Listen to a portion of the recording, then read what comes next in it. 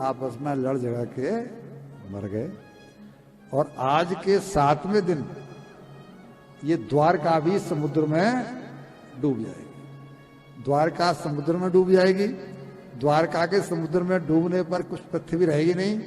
क्यों डुबोई? कि हमने बताया था कि भगवान ने 12 कोस भूमि समुद्र से उधार मांगी थी कि तुम 12 कोस पानी से खाली हो जाओ, जहां मैं द्वारकापुरी बसा सकूं। भगवान किसी का कर्जा नहीं रखते। हम भी भगवान को कर्जदार बना के जाएंगे तो हमारा भी नहीं रखेंगे। उनका कर्जा चुकाया, उसको भूमि वापस दिलवाई, यानी 12 कोस जो ली थी वो लेवल हो गया। केवल भगवान का जो स्वयं का एक मंदिर था वो रह गया, जिसको कि भेंट द्वारका कहते हैं। आज भी हम भेंट द्वारका जाते हैं तो समुद्र में होके जाते कि नहीं जाते? वहां जाने का कोई रास्ता नहीं है, वो बिल्कुल समुद्र में है। अभी मोदी जी ने जब चुनाव लड़ा तो वहां के लिए ब्रिज का इंतजाम किया है, और अब भेंट द्वारका का स्वरूप वो नहीं रहेगा जो अब तक था, क्योंकि वहां बांध जाने लगेंगे। वहां भी कह रहे थे, अभी हम पिछले महीने वहीं पर थे, कि जी 54-58 दाम हो गए हैं, क्योंकि होटल वाले सब पहुंच गए। होटल वालों को तो चारों तरफ समुद्र मिले, इसका तो कोई जवाब ही नहीं। उनको तो कितनी ब्यूटी थी, उनका तो बात बन जाएगी। सब खरीद लिया। अब वहां पर सब वो स्वरूप नहीं रहेगा, लेकिन आज स्वरूप यही है कि वहां उन्हीं का एक भवन है, बाकी वहां कुछ नहीं है। वहां कोई दुकानदार तो ड्रेस व्रेस बेचते हैं, बाकी वहां कोई फैक्ट्री वैक्ट्री ऐसा कुछ नहीं है, कोई व्यापार नहीं है। आज भी नाव में बैठकर ही जाते हैं। तो पृथ्वी डूब गई। अर्जुन को कह देना कि वो जो पीछे स्त्रियां रह गई हैं, जो इनके परिवार की थी, वो तो सब अपने अपने पतियों के साथ स्त्री हो गई। यहाँ ये भी लंबा वृतांत है कि वसुदेव जी की पत्नियां अपने वसुदेव जी के साथ सती हो गई। जो बेटे थे, इनके पौत्र थे, पौत्र जितने भी थे, वो सभी अपनी पत्नियां, उनकी पत्नियां उनके साथ सती हो गई। जो और थे पब्लिक, जिसे कहते हैं प्रजा, उन सबको लेकर के उद्धव ने इसने बोला, उनका जो सारथी है, कि अर्जुन को बोल देना कि उन सबको वो हस्तिनापुर ले जाए। लेकिन हस्तिनापुर जब अर्जुन लेकर के चला है तो वो आपने सुनाए है कि भीलन रूपी गोपिका वही है। उनको भी लूट लिया भीलों ने। अर्जुन ने तब कहा है कि मैं कितनी बड़ी गलतफहमी में था। मुझको लगता था कि मेरे पास गांडीव है, मैं गांडीव तो मेरे पास आज भी है, लेकिन मुझे भीलों ने लूट लिया। यानी जंगली जो डकैत होते हैं, उन्होंने लूट लिया। इसका मतलब है मेरी पीठ पर जो हाथ था वो कृष्ण का था, और कृष्ण गए तो मेरी शक्ति भी खत्म हुई।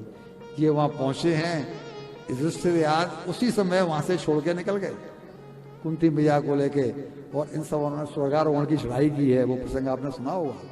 ये सब छोड़ के चले गए। धराराम को कृष्ण के बाद में रहने लायक नहीं रहेगा, क्यों? कलयुग का आगमन होना है। उसे कहा कि तुम इसे मेरी माया समझकर शांत हो जाओ। और फिर वो बहेलिया पहुंच गया, और उसने जो भगवान कृष्ण का दायां पैर फिर बायां पैर रखा हुआ था, जब उसने देखा कि क्योंकि उनमें उनके पैरों में शंख चक्र गदा पद्म के वो 6 वो है ना, वो चमकते हैं, तो वो जब चमक रहा था तो उसने समझा कि ये किसी मृग की आंख है, लेकिन वो आंख नहीं थी, भगवान का पैर था। तो उसने अपना बाण छोड़ दिया। बाण के छूटते ही जब अपने शिकार को लेने आया, भाई बाण छूट गया, शिकार को ले, भगवान को तो कोई आवाज करनी नहीं थी, वहां तो कोई आवाज होनी नहीं थी।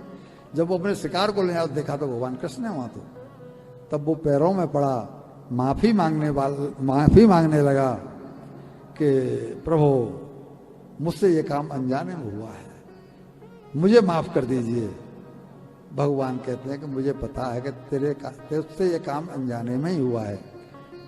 यह तो तूने काम ऐसे कृतो में मेरे मन की किया, यानी मैंने चाहा है कि तू ऐसा कर, तब तूने ऐसा किया है। तू निश्चिंत रह, और मेरी आज्ञा से तू भी जाकर के अब स्वर्ग में निवास कर। भगवान ने उस बहेली को भी और मुक्ति नहीं दी है, स्वर्ग में भेजा है। उसके जाते ही भगवान अंतर ध्यान होकर के, ये प्रसंग है गर्ग संहिता में, भागवत में नहीं है। वृंदावन पहुंचे हैं, वृंदावन जाके राधिका जी से मिले हैं, नंद बाबा से मिले हैं, यशोदा जी से मिले हैं, सब ब्रज के सखाओं से मिले हैं। कि मैंने आपको पहले दिन ही सुनाया था कि ये सब ब्रह्मा जी की आज्ञा से देवी देवताओं का रूप धारण करके आए हुए लोग हैं। ये धराधाम के लोग थे भी नहीं, तो उनको भगवान के साथ में, भगवान को उनको साथ में ले जाना था। वो जो वृंदावन था वो दिव्य वृंदावन था, जो भगवान ने आकर के वहां पर चिन्मय अपने गोलोक से ला करके उतारा कि आगे कलयुग आने वाला है, यहां आप लोग नहीं रह पाएंगे, क्योंकि कलयुग में प्राय शब्द का मीन्स अधिकतर लोग पापी हो जाएंगे। तब सभी अपने भौतिक शरीरों को छोड़ करके और चतुर्भुज रूप में आए हैं, दिव्य देह धारण किए हैं। और इसके साथ ही यहां से सत्यम धर्मो धृतिर्भूमि कीर्ति श्रीशान तय्यु, उनके जाते ही पृथ्वी से सत्य चला गया, धर्म चला गया, कीर्ति चली गई और श्रीदेवी में धन संपत्ति जो पहले वैभव हुआ करता था, ये चारों का चली गई। आज पृथ्वी पर जो हाल है वो इसी कारण है कि यहाँ पर धर्म का अभाव हो गया है। धर्म का, जब धर्म का ही होगा तो भाई अपनी पत्नी भी उसी उम्र की होती है और उसी उम्र की अपनी बहन भी होती है, लेकिन बहन को हम जिस दृष्टि से देखते हैं तो वो दृष्टि कौन सी है? वो धर्म वाली दृष्टि है। पत्नी को जिस दृष्टि से देखें वो दृष्टि पत्नी की बहन वाली नहीं होती, वो अलग होती है। धर्म ही तो सबको रोके हुए है, तो धर्म का चूंकि लोप हो गया, इसलिए आज आचरण जो है ना अधर्म पृथ्वी पर फैला हुआ है। वहां से सब लोग आए हैं, ये अपनी अपनी भगवान की जो रुक्मिणी आदि पत्नियां हैं वो भी उनके साथ सब चली हैं, और जो भौतिक पत्नियां जो यहाँ छोड़ी थी वो सब अग्नि में प्रवेश करके उन्होंने अपना शरीर छोड़ दिया है। बलराम जी की पत्नियों ने भी अपना शरीर छोड़ दिया है। अभी 1:45 बज चुके हैं।